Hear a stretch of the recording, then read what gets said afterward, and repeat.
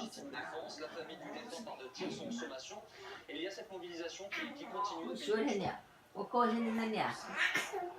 Exactement, et qui continue, et peut-être plusieurs centaines de personnes toujours placées ce soir devant ce commissariat du 19e arrondissement, pour la plupart évidemment des membres issus de la communauté chinoise, beaucoup de jeunes venus réclamer que la justice soit faite pour cette personne de 56 ans décédée dimanche soir. Et puis vous avez aussi une autre partie au sein de ces manifestants, des manifestants peut-être plus radicaux, plus autonomes, qui sont venus ce soir également en nombre prêter main forte, voilà, pour les éléments de ce cortège. Vous savez, dans cette affaire, eh bien, il y a deux versions qui s'opposent, celle des policiers qui expliquent qu'il ne s'agit que d'un acte de légitime défense, et puis celle de la famille de cette personne chinoise décédée dimanche soir, qui explique qu'il s'agit peut-être d'une nouvelle affaire Théo, d'une nouvelle bavure policière.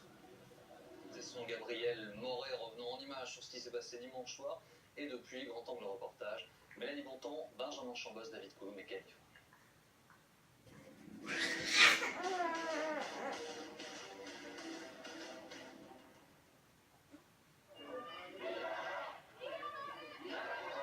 Libéré et vérité. Ces deux mots sont scandés sans interruption depuis maintenant plusieurs minutes.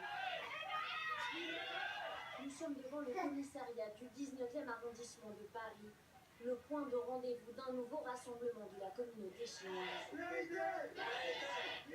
Ces manifestants protestent contre la mort ce dimanche de Xiao Youyou, un Chinois abattu par un policier.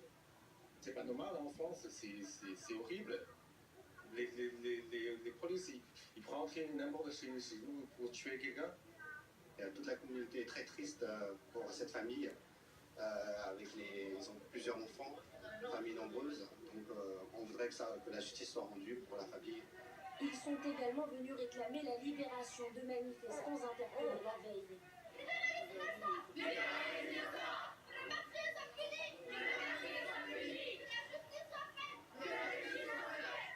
Depuis la mort de Xiao Youyou, la communauté chinoise de la capitale laisse exploser sa colère. Cette vague d'indignation dépasse même les frontières de l'Hexagone. À Pékin, le gouvernement chinois réclame toute la lumière sur la mort de l'un de ses ressortissants. Le ministère des Affaires étrangères a convoqué d'urgence un représentant de l'ambassade française pour collaborer avec l'ambassade chinoise en France. Pour surveiller les suites de cet incident et d'assurer la sécurité, les droits et les intérêts des citoyens et des organisations chinoises en France.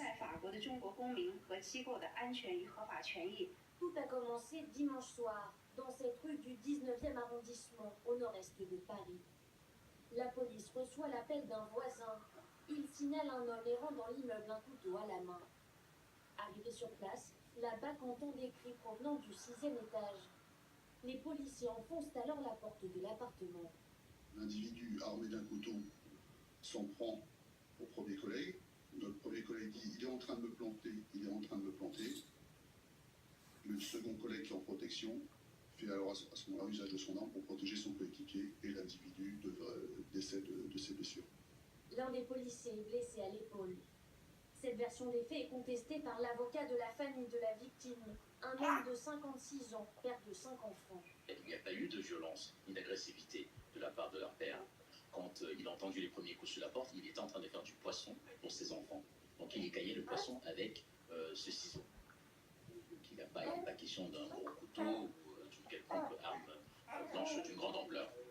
Les filles de Xiao Youyou étaient présentes lors du drame. Interrogées par la télévision chinoise, elles évoquent des policiers en civil frappant brutalement à la porte et un tir sans sommation. J'étais en train dans ma chambre et tout, j'entendais des bruits comme ça commençait à être de plus en plus fort, et après ça commençait à sonner et tout. Après mon père il voulait pas ouvrir la porte, il avait du coup une main sur la poignée, et du coup il a commencé à sortir des ciseaux et tout. Et après la porte elle s'est ouverte, et puis il y a un coup qui est parti, et après je voyais plus mon père, et après j'ai regardé au sol, il était déjà au sol et il y avait du sang qui coulait. Selon la police, la victime avait séjourné 4 mois en 2012 à l'infirmerie psychiatrique de la préfecture après un appel pour trouble au voisinage.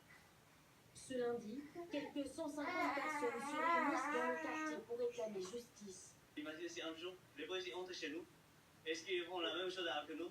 Si plus tard j'ai un enfant et s'il me tue devant mon enfant, qu'est-ce qu'il va penser? Mais très vite, la tension monte.